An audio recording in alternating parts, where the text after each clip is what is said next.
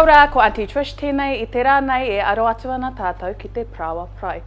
E pai ana kia noho tēnei hei kai matua, hei tāpiri rānei I te taha.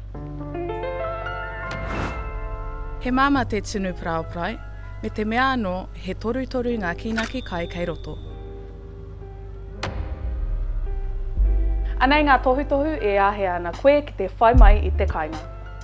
Timata ki te ihi, kia rua pūnu nui o te huka ka tāpiri hia. Tāpiri atu tētahi kapu wai aromahana a kaurorihia.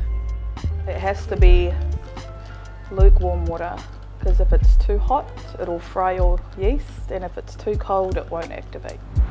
Tāpiri hia te ranunga māku ki te rua kapu puehu Pāua a ranumia.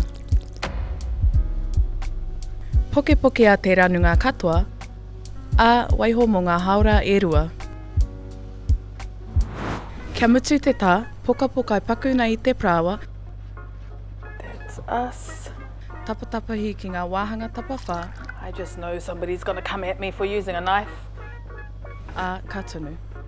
Here's a quick little tip to know when your oil is ready. Get a wooden spoon and dip it into your pot. If it bubbles, then it is ready. Parai ngā taha e rua o te Pāua, kia koura te tai.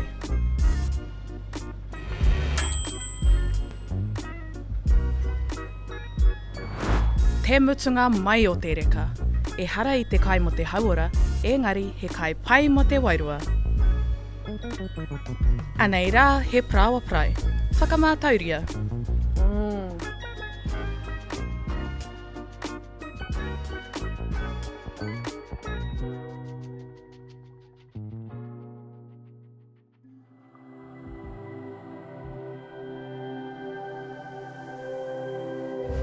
Ko te reo, te take.